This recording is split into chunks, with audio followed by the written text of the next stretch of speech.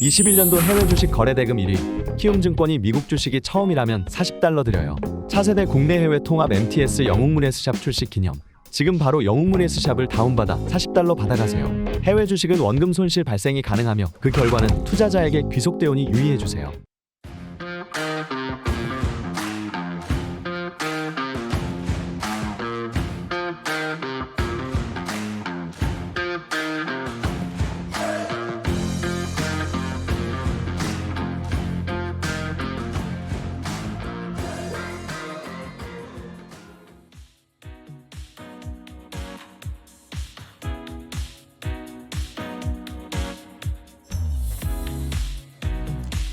아침에 시작을 알리는 글로벌 주식 라이브 월스트리트 모닝 브리핑 11월 7일 월요일 방송 시작하도록 하겠습니다. 여러분 안녕하세요. 여도은입니다.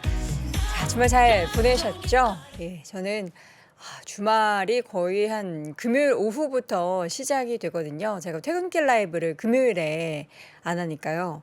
근데 굉장히 긴 주말을 보낸 것 같다라는 느낌도 들고 괜히 이제 몸의 시계 신체 리듬이 미국에 맞춰져 있는 건지 서머타임이 끝났죠. 그래서 오늘 밤부터 열리는 미국 시장은 1시간 더 늦게 시작이 되고요. 아침에도 1시간 더 늦게까지 폐장이 되기 때문에 여러분들도 그 점을 잊지 마시고 오늘 밤에 혹시 왜 거래가 안 되지? 혹은 왜 이렇게 똑같이 지수가 상승하지? 이렇게 오해를 하지 않으셔야 한다는 거 미리 말씀을 드립니다. 자, 주말 사이에는 여러 가지 이슈가 있었고요. 이번 주에도 굉장한 이벤트들이 예정돼 있기 때문에 오늘 뉴욕 증시 마감 상황 정리해 드린 다음에 심층 인터뷰 시간을 통해서 이번 주 예정되어 있는 굵직한 이슈들, 이벤트들 쭉 예상과 정리를 해보는 시간, 오늘 미국 주식 미치다 박종원 팀장과 함께 심층 인터뷰 나눠보도록 하겠고요. 오늘도 역시나 월가의 소식은 미국 주식에 미치다 이한영 전문위원과 함께 뉴욕 시장의 여러 가지 이야기들 쭉 한번 확인을 해보도록 하겠습니다.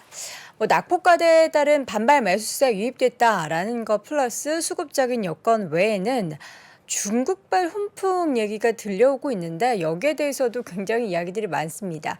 믿어야 하는가 혹은 월가에 뭔가 계략인가 이런 얘기도 있고 또 연준이 12월에 계속해서 긴축에 대한 이야기 지난 파월 의장의 뭔가 인터뷰나 연설 속에서 쏙 들어갔나 싶었는데 다시금 월가에서는 긴축할 거야. 이렇게 피봇에 대한 기대감을 긴축을 하는데 속도를 좀 완화할 거야. 이런 기대감을 여전히 가지고 있습니다. 개장 초부터 오름세를 보였던 시장 분위기였고요. 오늘 주제를 먼저 좀 체크를 해보자면 오늘 우리 위원님께서 잡아주신 주제는 여전히 뜨거운 고용시장임에도 불구하고 뉴욕 증시가 반등에 성공했다라는 건데요.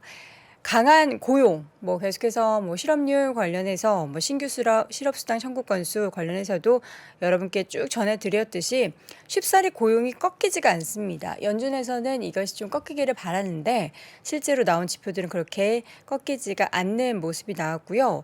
이 가운데 신규 고용 지표가 예상보다 강하게 나온 부분, 긴축 공포는 커질 수밖에 없는 상황이었지만 국채금리의 하락 가운데 시장은 오히려 주식에 대한 심리가 살아나는 모습이었습니다. 10월 신규 고용 26만 1,000개 정도 나왔죠. 자세하게 내용 보자면요. 미국 노동부가 발표한 지난달 비농업 신규 고용이 26만 1,000개를 기록했고요. 전월 9월에는 31만 5천 개보다는 증가폭이 다소 줄어들었습니다. 그러나 시장에서 예상했었던 일단 블룸버그 집계한 전망치 19만 3천 개보다는 더 높았고요. 월스트리트 저널이 예상했었던 20만 5천 개보다는 조금 낮게 나왔습니다. 월가에서 전망을 좀 제대로 못하는 것 같다라는 생각이 많이 듭니다. 그리고 실업률은 3.7%로 전월 대비해서는 0.2%포인트 상승을 했고요. 시장 전망치가 3.6%였기 때문에 이를 약간 웃도는 모습인데 여전히 역사적으로 실업률이 낮은 수준에 있는 것은 계속해서 불가피한 상황이다라는 평가가 나오고 있고요. 시간당 평균 임금 이것도 좀 떨어지기를 바라죠. 페드에서는요. 전년 같은 기간 대비해서 4.7% 상승을 했습니다. 물론 이전에 계속해서 기록했었던 5% 수준보다는 조금 낮아진 상황이지만 여전히 긴축에 대한 우려는 커질 수 있는 그런 레벨이다라는 평가입니다. 이러한 고용지표 발표 가운데 뉴욕 채권 시장은 오히려 반대의 움직임이 나타냈는데요. 페드의 통화 정책에 좀 민감하다라고 볼 수 있는 2년물 국채 금리는 장중에 4.644%까지 내려갔고요. 또 실업률이 올라간 것이 노동시장 과열을 식기 시작한 신호다라고 해석을 했다라는 월가의 분석도 나왔습니다. 임금 상승률도 5% 이하로 내려간 부분에 대한 해석은요. 노동시장의 수급 불균형에 따른 임금 인플레이션을 완화할 수 있다라는 기대감으로 갖게 했고 이러한 해석은 주식시장에서의 투자 심리를 장 초반부터 살아나게 만드는 요인이 됐습니다. 자, 여기에 또 다른 소식은 이제 앞서서 말씀을 드렸는데 장 초반에 시장 분위기를 조금 뜨겁게 달구게 한 요인이 중국의 코로나19 규제 완화에 대한 기대감인데요. 로이터 통신뿐만 아니라 여러 가지 미국의 통신사들, 언론에서 전해진 내용을 보면 중국이 조만간 입국자에 대한 격리 규정을 기존의 10일에서 7일이나 8일 정도로 더 짧게 조정을 할 수 있다. 또 중국이 조만간 입국자에 대한 격리 규정을 바꿀 것이고 여기에 대해서 실질적으로 정광 전 중국질병예방통제센터 수석과학자가 시티그룹에서 주최한 컨퍼런스에서 중국의 제로 코로나 정책이 큰 변화를 겪을 것이다라는 보도를 월스트리트 저널에서 냈는데요. 또 홍콩과 본토 간의 국경이 내년 상반기나 혹은 그보다 일찍 개방될 것이다라는 발언을 해서 계속해서 제로 코로나 정책이 완화 혹은 다시금 개방이 재개될 것이다라는 이야기들이 전해졌습니다. 이런 소식 가운데 국제 유가가 좀 큰 폭으로 올랐습니다. WTI 기준으로 92달러선 현재 기록이 되면서 90달러선을 다시금 회복하는 움직임들이 나왔고요. 시장의 심리는 좋아지면서 S&P 500 기준 11개 업종이 모두 올랐는데요. 맵을 함께 보도록 하죠. 11개 섹터 모두 올랐지만 물론 빨간불을 켠 종목들도 있었습니다. 넷플릭스나 테슬라 등의 종목들이 하락한 것을 여러분도 보실 수 있을 텐데요. 테슬라 같은 경우에는 주말 시장에서도 3.64% 하락하면서 다시금 200달러 초반대까지 좀 내려왔습니다. 207.47달러에서 마감이 되는데 테슬라가 주말 사이 여러 가지 기사들 여러분도 많이 접하셨을 거예요. 일론 머스크가 트위터를 인수하겠다라고 이야기한 게 지난 4월 25일부터였는데요. 그때부터 지난 주말까지 주가가 무려 35%나 하락을 했습니다. 그리고 또 3%대 하락을 한 거죠. 이 뚜렷한 이슈는 없지만 계속해서 트위터에 대한 감언 이야기들이 계속해서 나오고 있는 게 그리고 일론 머스크에 대한 뭔가 리스크가 계속해서 테슬라의 주가를 압박하는 분위기였고요. 금융주 섹터 안에 들어있는 유일한 빨간 종목 여러분 보이실까요? 페이팔의 주가가 1.79% 하락을 했습니다. 연간 매출 성장률 전망치를 낮춘 부분이 주가 하락에 영향을 미쳤고요. 페이팔은 경기 침체 영향에 대해서 주의를 표명을 했습니다. 그러나 예상보다 양호한 분기 이익과 매출을 보고한 부분은 있었지만 어쨌든 연간 매출 성장률 전망치가 하향된 부분이 주가 하락에 영향을 미쳤고요. 또 이렇게 기업들의 실적에 따른 주가 희비가 좀 엇갈리는 모습이었는데 이 가운데 있어서도 마이크로소프트나 구글, 아마존 등의 종목들은 상승을 했고요. 마이크로소프트가 3% 넘게 강세를 보였고 구글도 3.85%, 아마존의 주가도 1.8% 올랐습니다. 반면 애플은 지금 계속해서 폭스콘 공장의 폐쇄, 봉쇄 소식이 전해지고 있는 가운데 0.36% 하락세 보였는데요. 그래서 폭스콘 공장에 있는 일부 제작 물량을 인도로 옮기겠다 이런 소식도 전해졌는데 과연 이러한 소식이 애플의 주가를 다시금 반등하게 만들 수 있는 요인이 될지는 조금 더 지켜봐야겠습니다. 이 밖에도 스타벅스가 앞서서도 지난주에 전해드렸죠. 예상치를 웃도는 순이익과 매출을 발표하면서 주가가 금요일장에서도 8% 넘게 올랐고요. 도어대시도 함께 올랐었는데 역시나 본장에서도 8% 넘게 올랐습니다. 스포츠 베팅 업체 드래프트 킹즈 주가가 분기 손실이 예상보다 작았다는 소식을 전했음에도 불구하고 장기적인 경기 둔화가 고객들의 지출을 축소할 거다라는 경고와 함께 주가가 28% 넘게 하락을 했고요. 카바나 중고차 거래업체 카바나는 분기 실적이 악화했다라는 소식이 전해진 가운데 주가가 무려 39% 정도 하락을 했습니다. 그리고 클라우드 업체 중에서 트윌리오라는 기업이 4분기 실적 가이던스 예상치를 하회하면서 주가가 34% 이상 하락을 했고요. 반면 블록 스퀘어의 주가는 실적이 시장 예상치를 웃돌며 11% 이상 올라가면서 이렇게 실적이 좋았던 기업은 오히려 주가가 많이 올랐고 반면 실적이 안 좋고 예상치가 안 좋은 기업들은 더 많이 하락했다라는 소식이 전해졌습니다. 자, 그렇다면 이제 지금까지의 흐름보다는 앞으로 이번 주 예정되어 있는 이벤트들이 정말 중요할 것 같은데요. 여러 가지 굵직한 이벤트들은 뭐가 있을지 그동안 역사적인 흐름과 또 시장이 예상하는 부분들에 대해서 잠시 후 미국 주식에 미치다 박종훈 팀장과 함께 자세하게 확인해 보시죠.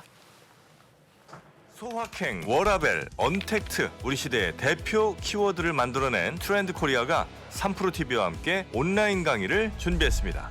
트렌드 코리아 2023 프리미엄 클래스, 서울대학교 김난도 교수 연구진의 2023년 전망과 강의에서만 선보이는 케이스 스터디를 만나보실 수 있습니다. 그리고 오직 3프로TV에서만 만날 수 있는 혜택, 내년의 트렌드를 실전 투자에 적용할 수 있도록 특별 영상들이 함께 준비되어 있습니다. 2023년을 준비하는 3프로TV와 트렌드 코리아의 특별한 만남, 11월 7일까지만 48,000원에 만나보실 수 있습니다. 영상 하단 링크를 클릭하시거나 네이버에서 3프로TV를 검색하세요.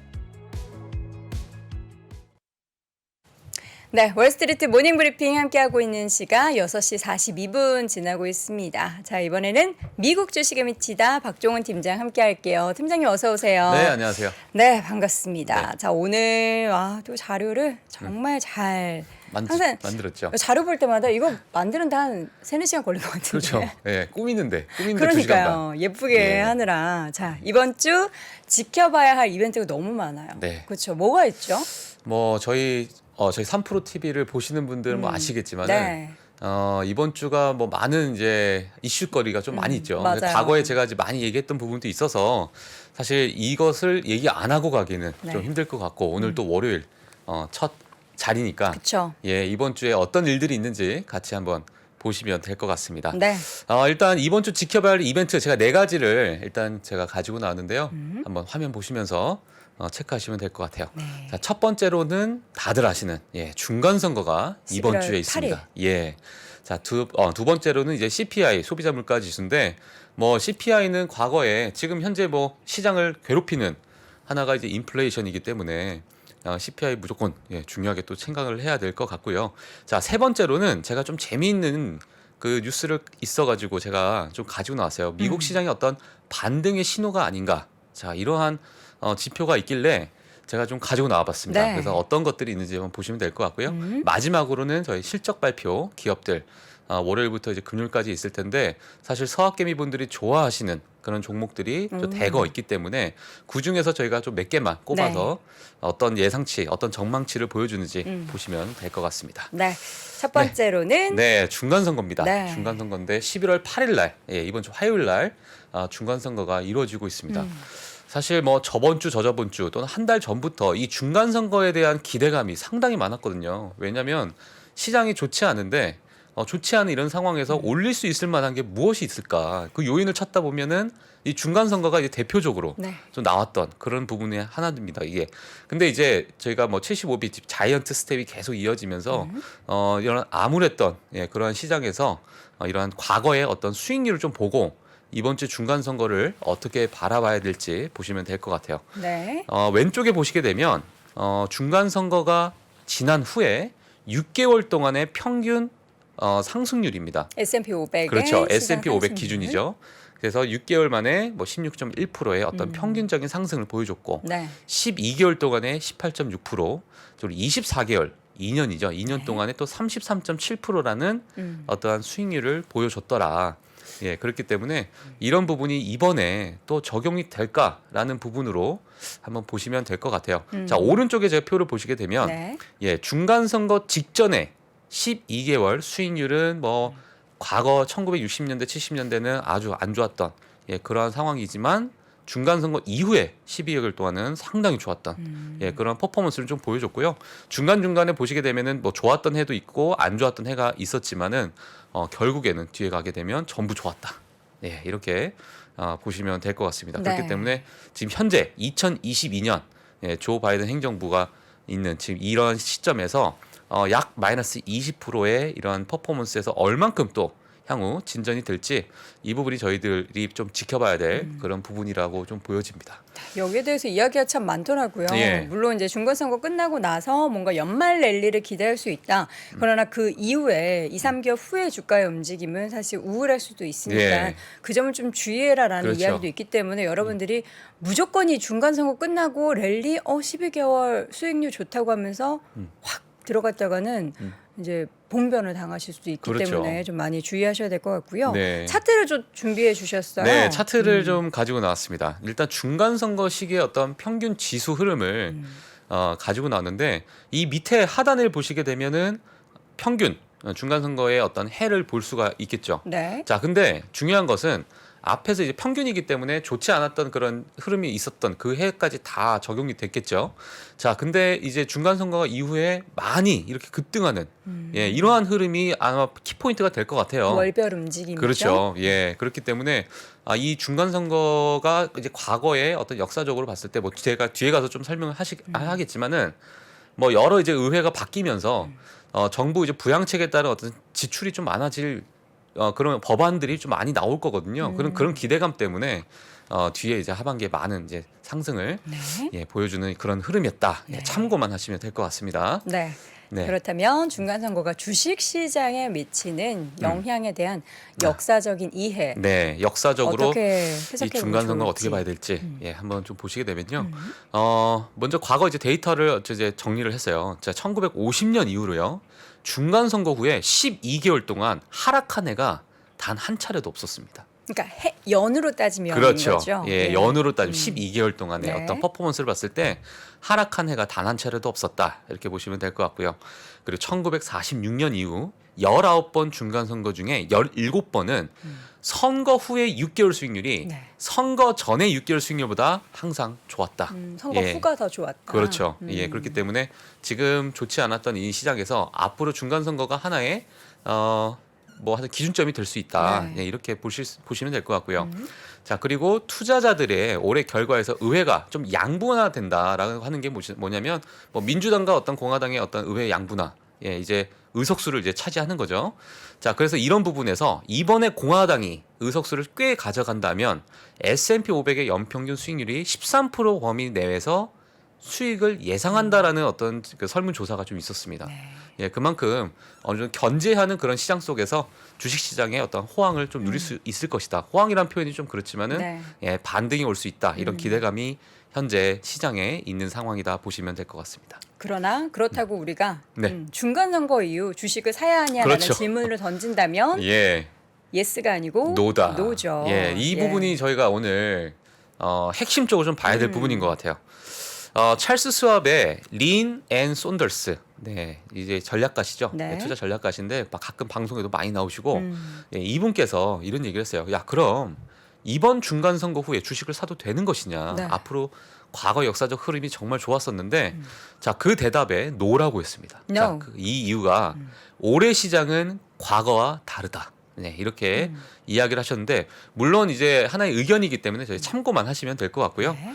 선거후에 시장이 올랐던 배경에는 과거의 어떤 배경에서는 새 의회의 경기 부양을 위한 정부 지출이 증가할 것이라는 이런 기대감, 이런 기대감 때문에 사실 주가가 선반영되면서 올라갔던 그런 흐름이 있었는데 올해는 현 정부의 상태를 볼 때는 팬데믹 부양책에 따른 어떤 부작용이 여전히 남아 있고 이게 이제 사실 40년 만에 인플레이션 좀 시켰던 예, 그런 부분이기 때문에 어떤 추가 지출, 어떤 정부 지출이 있을까라는 부분이 있을 때는 상당히 어려운 상황이다. 돈 풀기 어렵다는 그렇죠. 거죠. 지금 긴축하고 있으니까. 예, 긴축의 어떤 상황도 있고요.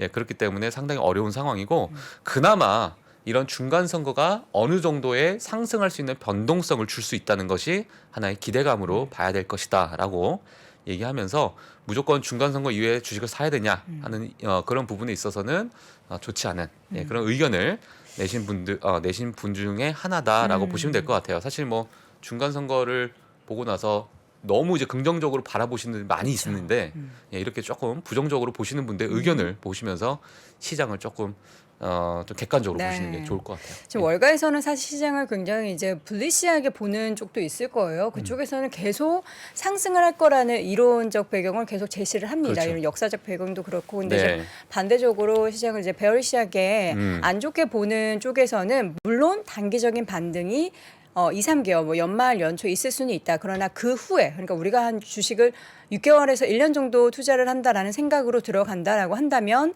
초반에는 좋을 수 있겠지만 오히려 이게 손실로 돌아서는 내년의 흐름이 나타날 수도 있기 때문에 여기에 대해서는 주의해야 한다라는 의견도 있습니다. 네. 그리고 또 섹터별로 굉장히 다르겠죠. 그러한 부분을 꼭 염두하셔서 시장 전략을 잘 체크해 보시면 좋을 것 같습니다. 네. 자, 두 번째로는 CPI. 네, 이번 CPI. 주에 또 CPI 나오네요. 사실 뭐 금리 인상 배경에는 이제 인플레이션, 예, CPI 지수를 또 저희가 이 지표를 예, 좀 봐야 될 것 같은데 그렇죠. 11월 10일이죠. 예, 목요일 10월 소비자 물가 지수 CPI가 발표를 앞두고 있습니다. 사실 과거 이제 9월 CPI는 8.2%, 네, 전년 동기에 비해 8.2%의 상승을 보여줬는데 네. 이번 10월 많은 뭐 예상치가 있어요. 많은 예상치가 있지만은 대부분 약 8.0으로 좀 보고 있습니다. 평균. 예, 평균적으로 7.9도 있던데. 네, 7.9도 있고 7.4도 있고요. 예, 8.1, 8.0인데 네. 조금 이제 뭐 뱅커 브 아메리카도 8.0을 좀 얘기를 하고 있는 상황이고 클리블랜드 페드도 8.0을 얘기하고 있는 상황이고요.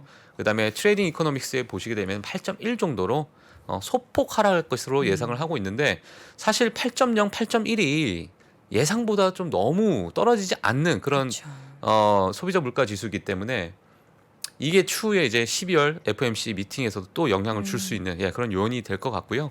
네. 자, 어떻게 될지는 저희가 또 11월 10일 날 봐야 봐야죠. 될 것 같습니다.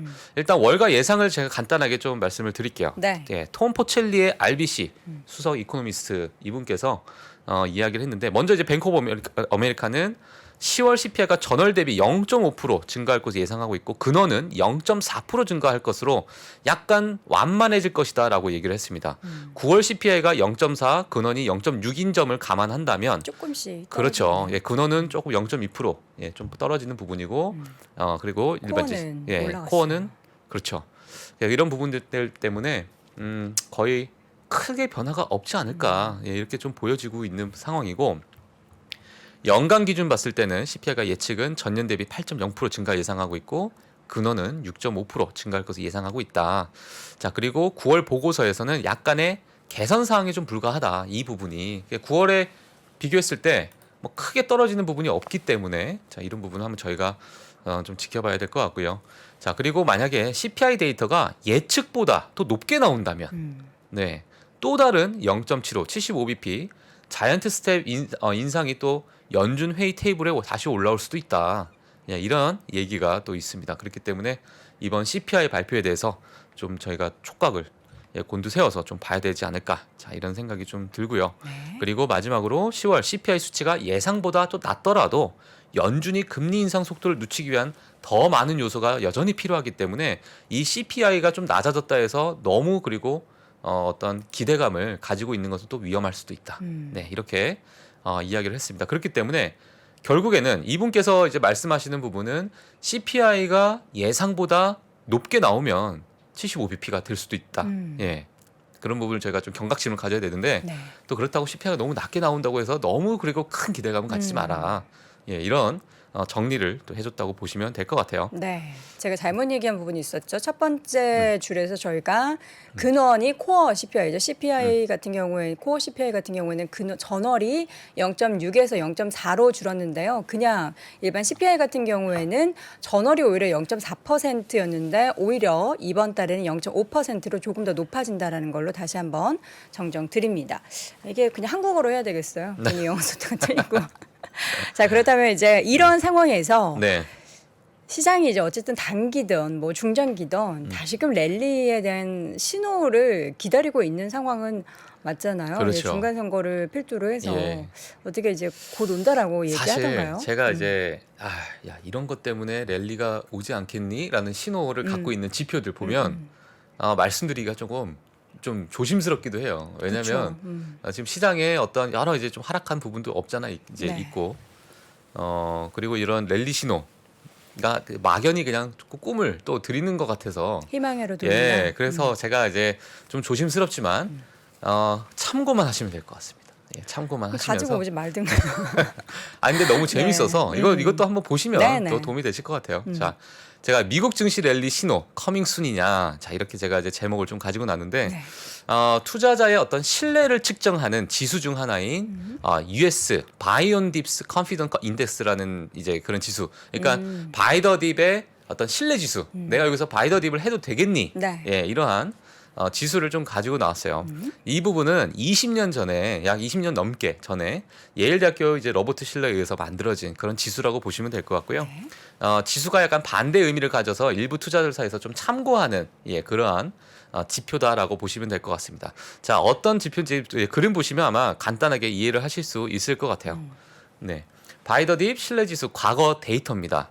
이게 25% 그러니까 하단에 25% 밑으로 내려갔을 때는 이 신뢰 이제 지표가요 내려가게 되면 이 내려간 후에 1개월 뒤에는 S&P 500의 평균 지수가 0.7% 상승을 했고 3개월 뒤는 2.4% 그리고 6개월 뒤는 6.3%가 올라간다라는 그러한 이제 어떤 지표인데요. 지금 제가 오른쪽 위에 보시게 되면 빨간색으로 25%의 그 위치를 제가 이렇게 선으로 그었거든요. 네. 자, 25% 밑에 내려가게 되면 제가 동그라미 쳤습니다. 네, 자, 이 2017년. 부분, 이 부분에서 다시 올라갔고 또 2018년에서 2019년 넘어가는 이 사이에서 다시 또 올라가는 모습 그리고 2020년 이때는 25% 한번 찍고 다시 또 올라가는 모습. 지금 현재 2022년에 지금 이 위치에 와 있거든요. 이 위치에 와 있는데 자 그러면 과거에 제가 이렇게 찍었던 이 부분과 과거의 그 S&P 500의 지수를 지수. 한번 또 저희가 비교를 해봐야겠죠. 또 이런 거 보면은 또 네, 못 참죠. 예, 이 부분 같이 봐야 됩니다. 네. 예, 참을 수가 없습니다, 이 부분. 자, 참아야 그러면 자, 25% 선이 있었습니다, 이게. 자, 그러면 동그라미 있는 부분이 2017년에서 2018년 넘어가는 2017년에서 2018년 넘어가는 이 부분입니다. 이 부분에서 네. 지수가 우상향을 했었고요. 네. 자, 그다음에 2018년에서 2019년 넘어가는 이 부분에서도 또 마찬가지로 지수가 올라갔던 부분이 있었고. 네.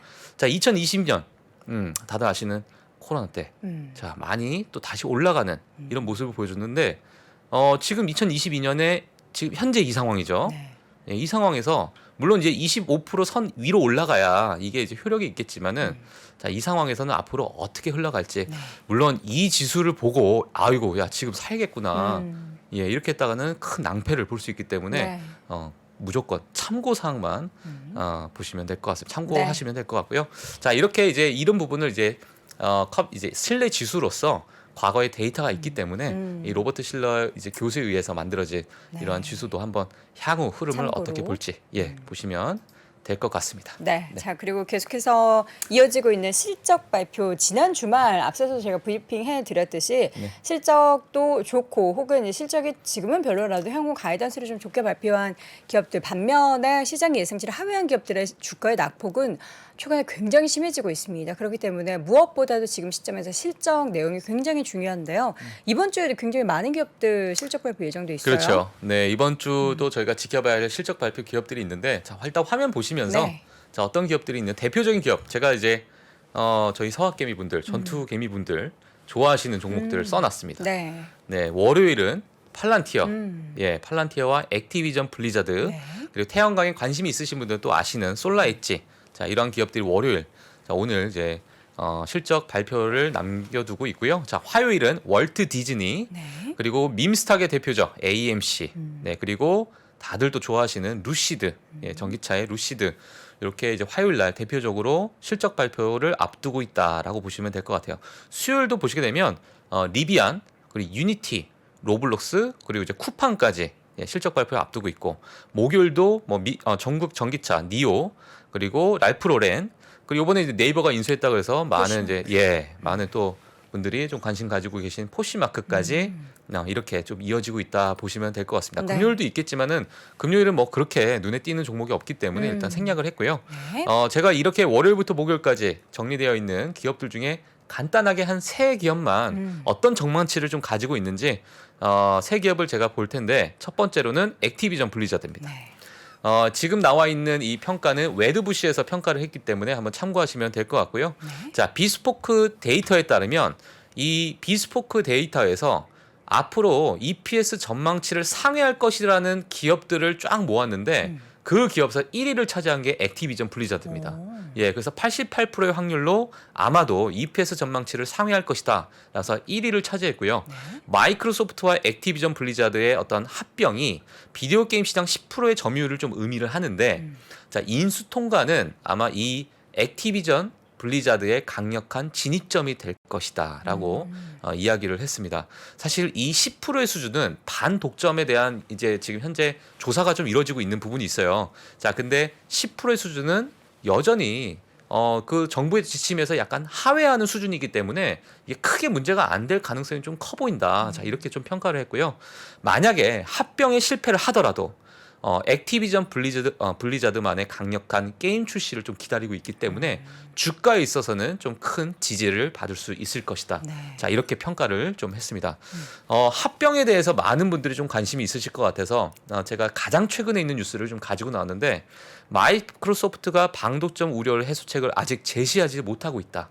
네, 그래서 EU에서는 지금 지속해서 경쟁 총국이라는 이런 저희 직역을 하게 되면 좀 이렇게 나왔지만 예비 조사를 좀 그만두고요. 아직 해소책이 좀 제시가 되지 못한 상황이어서 심층 조사로 좀 넘어간다는 그런 보도가 좀 나오고 있는 상황이고요. 자, 오는 8일까지 심층 단계 조사 착수 여부를 공식적으로 밝힐 예정입니다. 사실 이 심층 조사에서 쟁점이 되는 부분이 뭐냐면, 블리자드가 만약에 마이크로소프트가 블리자드를 인수했을 당시에 인수하게 되면은 뭐 텐센트나 소니와 같은 네. 이런 여러 경쟁 업체의 여러 이제 그 인기 게임들이 있을 거 아니에요. 네. 그 인기 게임들을 제공하지 않는, 아. 우리만 쓸 수 있게끔 그러한 어떤 행동을 취하지 않겠냐. 만약에 그게 아니라면 해결책을 제시해봐라. 이런 부분이기 때문에 앞으로 어떤 이야기가 나올지 저희가 한번 좀 지켜보시면 될 것 같습니다. 네. 자, 이어서는 루시드. 네, 루시드고요. 루시드는 사실 올해 초에 뭐 아시는 분들 아시겠지만은 가이던스 두 차례 하향하는 바람에 많은 또 큰 폭의 하락을 좀 보여줬습니다. 그렇죠. 올해 초에는 이제 인도량을 생산량을 2만 대까지 얘기했다가, 자, 2월 달에 야, 이거 안 되겠다. 공급만 때문에 안 되겠다. 12,000대에서 14,000대. 그리고 이제 더 안 좋아지니까 반토막이 8월에 나네요. 또 6,000대에서 7,000대까지 줄였어요. 줄인 상황인데, 그 생산을 다 하고 있을까요? 그래서 올해 3분기 동안에만 2,200대 이상의 에어를 생산했다. 루시드 에어라는 이제 고급 라인인데 이 에어를 생산했고, 그 중에 1,400대가 고객에게 인도가 됐다. 자, 이런 뉴스가 나왔습니다. 그래서 이번 3분기 실적 발표를 하면서 이 부분에 대해서 뭐 전망치가 어떤 상향이 될지 한번 좀 이제 지켜봐야 될 것 같은데, 네. 지금 상황에 봤을 때는 제가 조심스럽지만은 상회하기가 조금 힘들지 않을까. 목표치 채우기 힘들 것 같아요. 그래서 이런 부분도 한번 저희가 지켜봐야 될 것 같아요. 그 네. 외에는 자세한 내용이 아직은 나와 있지 않기 때문에 올해 이제 이번 주에 한번 지켜보시면 될 것 같고요. 네. 또 다른 기업. 또 리비안이죠. 저희 또 좋아하시는 리비안 기업인데, 자, 웨드부시의 또 데인 아이브스가 또 평가를 했습니다. 아마존과 리비안의 어떤 파트너십을 크게 강조한 모습이 있고요. 아마존이 회사의 20%를 소유한 만큼 앞으로 향후 큰 어떤 호재로 작용할 여러 요인들이 있다. 자, 이렇게 얘기를 했고, 자, 2025년까지 아마존의 EV 딜리버리 밴이죠. RCV라는 이름을 가진 이런 딜리버리 되는 10만 대 주문을 이미 이제 넣은 상태이기 때문에 많은 향후에 많은 이제 파트너십을 통해서 리비안의 어떤 실적 개선이 나올 것이고 그 외에 다른 기업에 있을 때도 다른 기업과의 파트너십도 긍정적으로 좀 본다 이렇게 보시면 될 것 같아요. 그러나 큰형이 있는 리비안이나 루시드의 흐름을 보면은 최근에는 뭐 비슷한 것 같긴 해요. 예. 그래서 주가 뭐 움직임. 마지막 주가 움직임 한번 마지막으로 네. 보고 보시도록 하겠습니다. 네. 자, 상단에는 이제 루시드고요. 밑에는 리비안인데 루시드가 더 나은 건가요? 한번 그래도 한번 올라서 가긴 갔죠. 네, 예. 수익을 실현할 수 있었던 구간이 네. 있었으니까. 그렇죠. 자, 근데 2022년 이후로는 뭐 거의 둘 다 똑같죠. 거의 똑같다 보시면 될 것 같아요. 이게 위에 보시게 되면 2022년이 이 부분이거든요. 네. 연초부터 그냥 이렇게 빠진 모습이고 리비안도 마찬가지 2022년이 여기인데 여기서 바로 이렇게 네. 빠진 모습에 아직은 뭐 주가에 크게 힘을 받지 못하고 있는 그런 상황이다라고 보시면 될 것 같습니다. 자, 어쨌든 근데 리비안 같은 경우에는 큰형 아마존이 뒤를 버티고 있고 2025년 그러니까 지금부터 약 3년 동안에 10만 대 주문량이 있기 때문에 이게 또 실적에 어떻게 또 분기별로 영향을 미치게 될지 지켜보면서 흐름을 봐야 될 것 같고 루시드 같은 경우에는 생산량을 일단 이번 올해는 만약에 못 채우더라도 내년 우리는 또 주식은 이런 주식 꿈을 먹고 사는 네. 주식이니까 내년에 대한 전망을 어떻게 할지가 좀 관건이 될 것 같은데 워낙에 이제 전통 자동차 같은 경우에도 지금 실적에 대해서 좀 내년 안 좋게 이야기를 하고 있는 가운데 루시드는 또 어떻게 내놓을지 지켜보도록 하겠습니다. 네. 자, 이렇게 해서 굵직한 이슈 쭉 정리를 해봤습니다. 오늘의 시간 미국 주식에 미치다 박종훈 팀장 함께했습니다. 고맙습니다. 네, 감사합니다.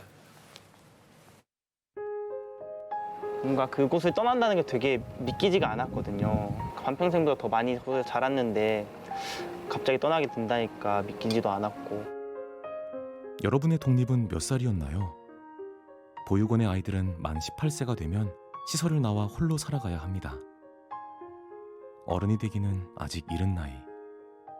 곁에 아무도 없다면 그것은 자립이 아니라 고립입니다. 18. 홀로 어른이 되어야 하는 아이들을 위해 함께 해주세요.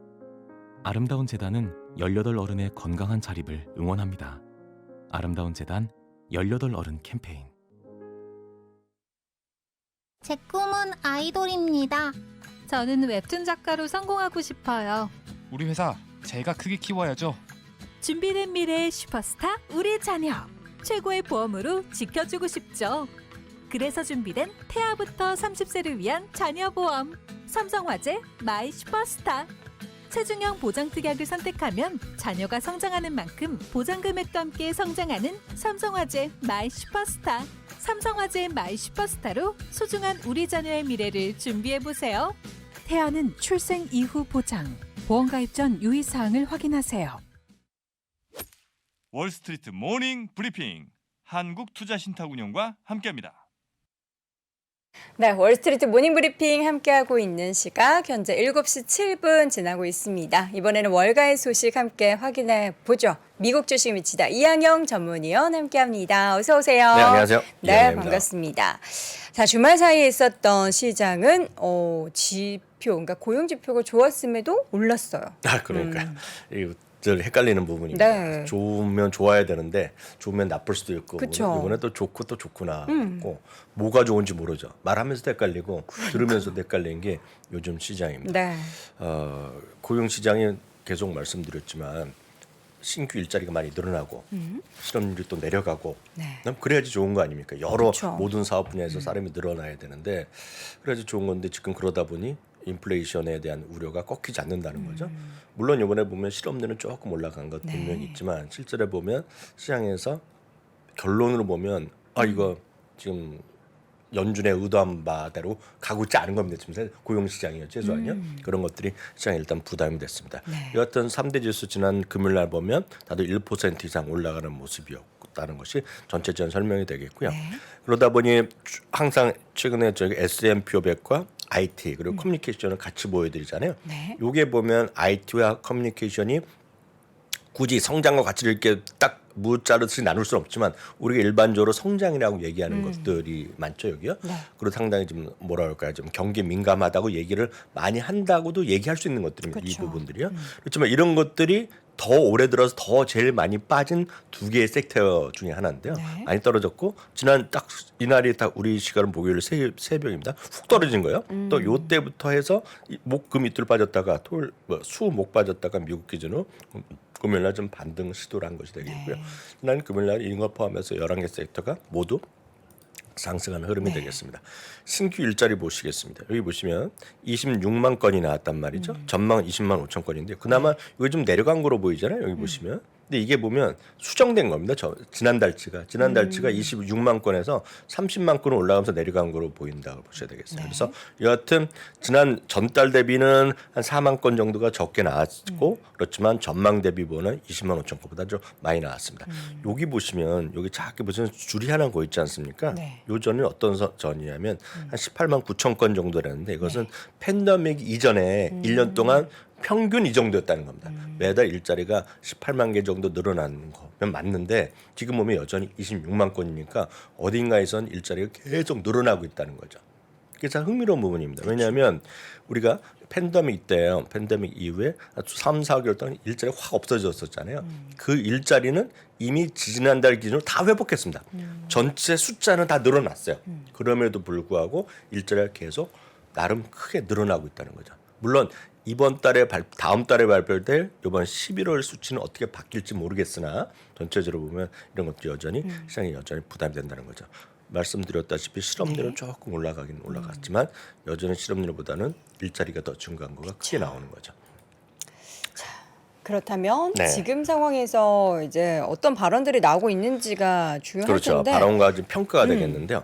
이분은 보스턴 연방은행 총재 수잔 콜린스라고 많이 아시는 것 같습니다. 우리나라에서도 커멘트를 많이 따는 분이 되겠는데요. 인플레이션을 낮추기 위해서 연준이 할 일이 더 남아 있다는 겁니다. 물론 속도 조절은 가능하다는 것인데 이 문장 자체가 제롬 파월 의장의 말과 똑같죠. 다른 게 하나도 없습니다. 그래서 이번에 발표문 나오는 걸 보면 발표는 보면 여전히 고용시장이 뜨겁다는 것을 이분들 다시 한번 얘기하는 거죠. 더 익숙한 거로 더 우리가 더 쉽게 이해하시려면 PNC 파이낸셜 서비스의 수석 이코노미스트 얘기가 지금 시장에 대한 극명한 평가라고 보셔야 되겠습니다. 한마디로 고용시장이 너무 강하다는 겁니다. 물론 해석에 따라서는 지난달보다 줄어들었기 때문에 조금 속도 좀 뜨거운 정도가 낮아졌다고 할 수 있지만 한마디로 여전히 뜨거운 게 맞습니다. 지금요. 그러면 둔화되기를 원하는 연준의 입장과는 너무 다르다는 거죠. 네. 기억하시겠지만 제롬 파월 의장한테 누가 질문했더니 질문을 했더니 자기는 고용시장이 냉각된다는 증거가 없다. No evidence라고 했거든요. 에비던스가 없다는 얘기한 거가 이번에 이런 게 보여줬다라고 되겠죠. 이틀 만에 이것이 우리가 수치로 보여준 거가 되겠고요. 네.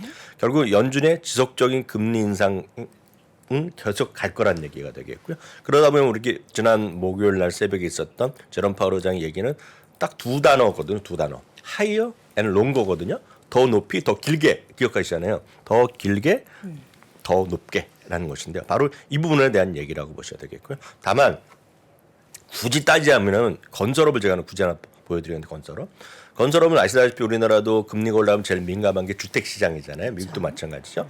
그러니까 건설업 같은 경우가 금리 가장 일자리가 민감한 곳이 되겠고요. 건설업종이 22,000건이 전달이었는데 이번 달에 발표된 거는 1,000건을 확 줄어들었어요. 그렇지만 전반적으로 보면 제조업 있죠. 제조업. 네. 제조업 일자리가 32,000건이나 증가했다는 거죠. 그것은 경제가 둔화 국면이라고 보기에는 너무나 다르다는 겁니다. 네. 제조업이면 뭐겠습니까? 그게 무슨 자동차가 됐건 뭐 건설 기계가 됐건 뭐 기계잖아요. 기계류 이런 것들은 계속 사람이 뽐내는 겁니다. 왜 그렇겠습니까? 그래서 수요가 살아있다는 거죠. 어딘가에서 수요가 살아있다는 거죠. 우선 그 안에 세부 항목은 안 나오지만 지금 제조업이 계속 사람이 부족하다는 겁니다. 그게 무슨 태양광이 됐건 전기차가 됐건 뭐가 됐건 간에 여전히 수요가 살아있다는 거죠. 그래서 이 모든 결론은 이거 지금 연준에서 그렇게 노력을 해갖고 고용시장의 눈높이를 낮춰갖고 고용시장을 떨어뜨려갖고 인플레이션 잡고 이게 동전이 양면이지만 내리려고 했는데 잘 안 되고 있다. 그렇죠. 아직까지 안 되고 있다라는 것이 되겠죠. 그거에 대한 월스트리트 저널의 기사를 보여드리면 아주 재밌어서 제가 기사 제목만 보여드립니다. 미국이 말이죠. 모든 우리 자동차 보면 몇 기통 이러잖아요. 모든 지금 다 달리고 있다는 겁니다. 지금 올 실린더가 여전히 다 사람 뽑고 있다는 겁니다. 그러니까 그만큼 시장이 여전히 일자리가 뜨겁다는 것이 되겠고요. 그에 대한 결론은 시장의 영향이 뭐냐면 10년물 금리는 계속해서 상승세를 보였다는 것이 되겠고요. 달러는 소폭 하락했지만 티가 안 나는 하락이죠. 거의 티가 안 나죠. 이 정도는요. 그래서 이 모든 것에 보면 저희가 여러분들 쉽게 찾아볼 수 있는 것이 익스페드 기대되는 연준의 정책 금리라는 것을 여러분들 검색하시면 어렵지 않게 찾을 수 있습니다. 이거요. 보시면 이게 발표될 때마다 올라간다고 말씀드렸는데 다시 한번 보여드리겠습니다. 한 달 전에요. 한 달 전은 4.4, 4.6이 나올 때잖아요. 이게 언제냐면 우리 기억하시겠지만 한 달 전에 이전에 FOMC에서 점도표를 찍었을 때가 되겠고요. 요게 이제 한 주 전이 되겠고요. 딱 요 날이 요 약간 흐리게 나는 점선으로 나는 거가 요거가 바로 11월 3일이 되겠고요. 그러니까 연준에서 새로운 FOMC 결론 이후에 나오는 것이 되겠고 그때도 올랐는데 지난 고용 보고서 나와서 더 올라간 겁니다. 그래서 요 수치를 보면 6월에 5.2%. 그러니까 이번엔 금리의 최종 정책 금리 최종치가 지금 사람들이 생각하기에는 점도표에서는 4.4, 4.6이라고 그랬으나 사람들이 믿지 않는 거죠. 사람들은 이게 5%, 5.25%까지도 갈 수 있다라고 생각을 한다는 거죠. 그러니까 6월에 고점 지킬 것이다. 지금 보시면 아직도 페드 워치 툴랍 요 사이에 있습니다. 지금 4월, 5월, 6월 사이에 있는데 지금 6월에 5.2% 간다니까 지금 생각했던 거에 점도표에서 나왔던 것보다 상당히 더 높이 올라갈 수 있다는 것을 시사하는 사람들이 이렇게 평가를 하고 있다는 것도 이해하시면 되겠습니다. 네. 중국의 코로나 정책의 완화 얘기가 시장을 좀 뜨겁게 달굴 만한 이슈가 되고 있는 것 같아요. 근데 여기에 대해서도 이야기가 많더라고요. 뭐 보도가 많이 나타나니까 진짜 할 것이다. 반대로는 아니다. 그냥 이거 월가에서 시장 끌어올리려고 만들어낸 뭔가 루머다 이런 얘기까지 있던데. 그건 알 수가 없죠. 알 수가 없지만 다만 이제 중국 공산당이라는 거에 그 공산당이라는 독재 국가 아닙니까 쉽게 얘기해서. 그러다 보니 정책의 투명성을 알 수가 없죠. 지금 생각하면 말도 안 되는 거잖아요. 어떻게 제로 코로나 정책 이런 게 어떻게 되겠습니까? 지금 사람이 살고 이동하는 시대에. 그렇지만 그거에 대한 이제 변화 가능성이 있다라는 것을 얘기를 하는 거죠. 말씀하셨던 대로 누구한테 물어봤는지 모르지만 중국 사람들의 공식적인 입장은 노코멘트 그런 사실 없다라고 부인을 하고 있으나 지금 시장에서는 주가도 그런 중국 관련 주식이 좀 올라가는 것도 사실이 되겠고요. 에너지, 그러니까 유가 그리고 지난 주말에는 구리 이런 것들 있잖아요. 그런 것들이 좀 올라가고 그런 관련 주식도 꽤 올라갔습니다. 미국에 상장되어 있는 중국 주식 이런 것도 많이 올라갔는데요. 근데 그런 논리로 인해서 중국에서 제로 코로나 정책을 일단 좀 완화하면 또 생산이 다시 늘어날 거 아닙니까? 그럼 생산 설비가 돌려야 되니까 뭐 발전도 늘어나고 그러다 보니 유가가 좀 올라간 것이 되겠죠. 그래서 올라갔습니다. 물론 이게 누가 말이 맞을지 아무도 모르지만 어찌됐건 이런 게 현상적으로 나타나고 있는 것이 말씀하셨던 대로 그런 다른 원자재 그리고 소재 그리고 또 한편으로는 관련 주식 중국의 미국이나 해외에 상자 있는 중국 주식들이 알리바바 대표되는 것들이죠. 그런 것들이 좀 끌어올리는 역할을 하고 있는데 그걸 알 수가 없는 거죠. 자, 그러면 지금 이 가운데 있어서 우리가 중국 관련해서는 뭐 얘기 나올 때까지는 너무 확신을 갖기보다는 좀 지켜봐야 될 것 같고요. 네, 맞습니다. 종목 이슈 몇 가지 좀 볼까요? 네, 지난 주말에 있었던 거 서너 개 먼저 좀 보겠습니다. 이제 금요일 날 있었던 거고 그 이후에 월가의 평가가 어땠는지 좀 말씀드리겠는데요. 스타벅스는 기억하시겠지만 저희 장 끝나고 나서 금요일 날 새벽 저희가 업데이트 해드릴 때 말씀드렸던 건데요. 여하튼 글로벌리 지금 동일 점포 매출이 크게 늘어났죠.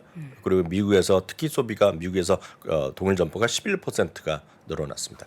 특히 미국은 우리 모바일로 주문하는 것들이 있잖아요. 그게 많이 들어서 멤버십이 늘어났다 얘기를 해드렸는데요. 요즘 이렇게 흔치 않았었는데 많지는 않지만 목표 주가를 조금 세 군데는 올려나는 그런 모습이었습니다. 주가는 이게 여기 올라가니까 8, 9%가 올라가는 모습이었습니다.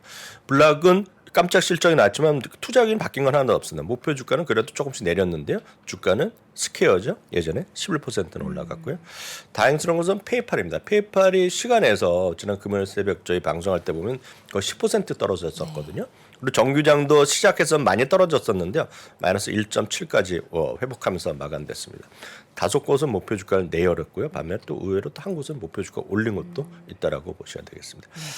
다음은 세일즈포스류 같은 소위 클라우드입니다. 클라우드 하면 또 우리 또 여도앵커가 또 사랑하는 그런 테마잖아요. 근데 제 클라우드 ETF에는 저 종목이 없더라고요. 없어요. 되게 작은 종목들만 담고 있어가지고. 네. 근데 보시면 지금까지의 그런 생각이 있었어요. 뭐냐면 개인들의 소비는 줄어들고 뭐 그럴 수 있잖아요. 그렇지만 클라우드 쪽에서 비즈니스는 괜찮다는 시각이 꽤 있었어요. 왜냐하면 기업들도 보다 효율적으로 사업을 하고 비용 관리를 하기 위해서는 클라우드로 늘려야 된다는 거가 직전까지 최근 한 2, 3주 전까지 그런 논리가 강했었어요. 그렇죠. 예, 근데 분명히 금리가 올라가는 것 자체는 클라우드 일 업체들의 대부분은 마이너스 요인이 분명히 맞는데 이게 약간의 그런 시각에 금이 가기 시작했다는 주장이 있습니다. 지금요. 그런 주장이 분명히 있어요. 왜냐하면 요번에 마이크로소프트, 구글, 알파벳이죠. 그리고 아마존 모두 지금 클라우드 시장이 생각보다 조금 못 미치거나 조금 많이 못 미쳤단 말이죠. 그러다 보니 클라우드 이쪽의 비즈니스에 대한 기업들의 투자도 예전 같지 않다. 라는 시각이 분명히 있는 거거든요. 그거가 이제 지난 주부터 일부 언론에서 일부 증권사에서 그런 얘기를 했고 오늘 지난 주말에도 보면 뭐 월스트리트 저널이나 이런 데서 그런 기사가 막 나오고 있습니다. 그래서 우리가 생각했던 클라우드 비즈니스에 대해서 클라우드 비즈니스는 뭔가 좀 면역이 있을 거다. 이런 시장에 리세션에 면역이 있을 거라고 생각했는데 이게 아닐 수도 있다. 라는 얘기를 하면서 지난 주말에 뭐 특별한 이유라기보다는 세일즈포스 그리고 클라우드 플레어 이런 같은 클라우드 관련주들이 많이 떨어졌어요. 그래서 실제로 보면 스카이라든가요. 그리고 몇몇 이런 그런 스카이라든가 클라우 같은 대표 ETF가 제법 많이 떨어졌습니다. 그래서 특별한 새로운 일이 있는 것이 아니라 제가 말씀드렸던 그런 논리가 좀 반영됐다라고 보셔야 될 것 같습니다. 제법 많이 떨어졌나요? 제법 많이 떨어졌습니다. 말씀드리기가 거시기해서 안 한 4% 정도는 뭐 네, 그게 그런 논리입니다. 그게 특별하게 새로운 게 아니라 네. 금리가 올라간 것도 있지만 바로 제가 말씀드렸던 논리가 지금 미국에서는 일부에서 얘기가 나오고 있다라고 보셔야 되겠습니다. 반면에 일라이 릴리 같은 거는 지난 주말에 좀 올라갔다가 종가에서 좀 막판에 좀 밀려가는 모습이었고요. 유가가 올라가다 보니까 쉐브론이라든가요, 그리고 엑소모빌 이런 건 또 한 번 최고가를 가는 그런 모습을 보여줬습니다. 이제 몬스터 베버리지가 좀 특이한 건데요, 7%나 올라가는. 아니요, 몬스터 베버리지가 그런 약간 뭐라 그러죠? 우리나라 보면은 그 카페인 가득한 음료 이런 거 많이 먹는 거잖아요. 저는 이제 그런 수요가 걸 안 많아지나요? 하시지만 이제 PC방이라든가요. 밤에 이제 술자리에서 많이들 드시는 거죠. 그러니까 그런 네. 수요가 늘어난다라고 볼 수 있는 그 몬스터 베버리지는 제가 지난 주말에 주말 라이브 할 때 저희 책을 걸고 퀴즈를 냈던 건데요. 몬스터 베버리지는 최근 10년 동안 가장 많이 올라간 주식이 하나 포함되어 있습니다. 항상. 그래서 꾸준히 올라가는데 뭐 특이하죠. 근데 이걸 좋아하시는 분도 있고 이런 거 너무 또 그 카페인이 들어있다 싫어하시는 분이 있지만 여하튼 이런 것들이 지금 대표적인 필수 소비재죠. 이런 것들이 뭐 그 코카콜라가 됐건 무슨 먹고 마시는 것들이 여전히 살아 있다는 것 자체이기 때문에 시장에서 좀 특이하죠. 그리고 아까 벌써 쓰시는 분 계시겠지만 몬스터 베버리지가 제일 많이 팔리는 곳이 우리로 보면 어디냐면 우리로 해석하면 고속도로 휴게소입니다. 그러니까 미국에선 그런 고속도로 휴게소라는 개념이 없지만 프리웨이 상에 있는 수많은 편의점에서 제일 많이 팔리는 음료가 몬스터 베버리지입니다. 네. 그건 통계적으로 나오는 부분이 되겠고요. 메타 플랫폼 예. 결국에는 예. 이건 지금 잠시 전에 한 30분 전에 난 월스트리트 전에 단독 기사인데 아마 뉴스가 되고 있는데 이게 뭐 좋은지 나쁜지는 모르겠어요. 왜냐하면 이렇게 대규모 감원이 현실화되면 주시장에서 구조조정 얘기를 하면서 긍정적으로 볼 수도 있는데 너무 떨어졌죠. 요때가 작년 6월 7, 8월이잖아요. 이때 보시면 지금이야 뭐 말도 안 된다고 생각하지만 6월 달에 사상점으로 1조 달러 갔습니다. 이게요. 네. 시가총 5위였었거든요. 지금 시가총 26위까지 떨어졌어요. 한 2달 전에 그 월스트리트 저널에서 한 달 반 전이죠. 10% 감원이 있을 것이다 얘기하면서 한 달 안에 일자리를 회사 안에서 찾지 않으면 감원이라는 얘기를 했거든요. 이번 주 수요일이라고 얘기를 하고 있습니다. 수요일에 지금 현재가 8만 7천 명인데 월스트리트 저널 보도에 따르면 수천 명 단위로 이번에 감원이 통보될 거다는 얘기하면서 긴급한 그 모든 여행을 제외하고는 비즈니스 트립 하지 말라고 이번에 금지냈다는 합니다. 그런데 이거는 다 월스트리트 저널 얘기고 회사에서 이제 부인하고, 그러니까 커미트를 안 하고 있는데 월스트리트 저널 보도에 따르면 이번 주 수요일 날 드디어 수천 명의 간을 발표한다는 얘기를 하고 있고 이 모든 것들이 나오면 다음 달에 나올 고용보고서 있죠. 그 고용보고서에서는 IT 업계에 그 최근에 났던 수많은 감원 이런 소식들에 따라서 조금 그런 일자리 숫자 개수가 많이 줄지 않겠냐라는 기대감도 있다는 걸 참고하시면 되겠습니다. 여튼 네. 어떤 그 사업 부문에서 가장 줄어들게 될지가 저는 사실 제일 궁금해요. 메타버스 쪽을 워낙에 강조하기 때문에 그쪽에 관련된 인력을 굉장히 많이 뽑았고 비용도 많이 쓰고 있다고 했잖아요. 네네. 근데 그 외에 쪽을 많이 줄이게 될 수 뭐, 있을 것 같아요. 당연하겠죠. 자기네가 투자하는 쪽에 대해서 투자는 올해도 내년도 많이 한다니까 네. 그쪽은 느리겠죠. 그쪽은 느리겠지만 이런 기존의 소셜 네트워크 그리고 광고 비즈니스 이런 쪽에서 보면 좀 줄지 않겠습니까? 네. 네. 그 내용은 좀 더 네, 없습니다. 내용은 없고요. 내용은 없고 실제로 보면 이것이 시장에 어떤 영향을 미칠지가 상당히 중요할 것 같아요. 왜냐하면 상례적으로 보면 이렇게 구조정이 확인되면 상당히 시장에 대해서 관심을 가질 수도 있어요. 이제 회사가 진짜 변하는구나 할 수 있는데 워낙 뭐 숫자가 워낙 떨어지고 있기 때문에 모르겠습니다. 다만 비용 같은 항목은 많이 줄겠죠. 일시적으로 보면 많이 줄어들 수 있는데 여하튼 메타는 지금 PR은 10배밖에 안 나옵니다. PR이요. 그래서 일부에서는 가치주로 얘기하는 분도 있지만 그건 이제 월가에 사는 얘기고 사람들의 심리를 여기서 돌려서 수 있을까에 대해서는 약간 회의적 시각도 있죠. 이미 가지고 계신 분들 중에서 손실이 좀 심하신 분들은 그러면 뭐 메타버스의 성공을 좀 기원하면서 정말 제가 여러 장수로 가야 될까요? 번 말씀드렸다시피 회사에서 저커브가 15년 걸린다고 했기 때문에 상당히 오랫동안 기다리면 될 수도 있겠죠. 기다리면. 네, 그렇지만 1년이 걸릴지 2년일지 모릅니다. 다만 늘 말씀드리지만 뭐 더 이상 말씀드릴 수도 없고요. 메타는 제 의견 충분히 드렸기 때문에 만약 여기서 진짜 그 변동성이 싫다 하시면 지금이라도 애플 이런 쪽이라면 애플을 가는 게 맞다라는 생각이 저의 소신입니다. 네, 마지막으로는 메타버스 관련해서 감원 이야기 전해드렸는데 아직까지 이제 회사에서는 이렇다 입장을 내놓지 않고 있다라는 점도 함께 더불어 확인해 봤습니다. 자, 오늘 이 시간 미국 주식 미치다 이한영 전문위원 함께했습니다. 위원님 고맙습니다. 네, 감사합니다. 자, 월스트리트 모닝 브리핑 오늘 월요일 시간 함께 했습니다. 월요일에 시장 이제 오늘 밤부터는 서머타임이 종료되는 관계로 1시간 더 늦게 개장한다라는 점 여러분 다시 한번 말씀드리고요. 내일도 저희는 그러나 어김없이 6시 30분에 다시 돌아오도록 하겠습니다. 여러분 고맙습니다.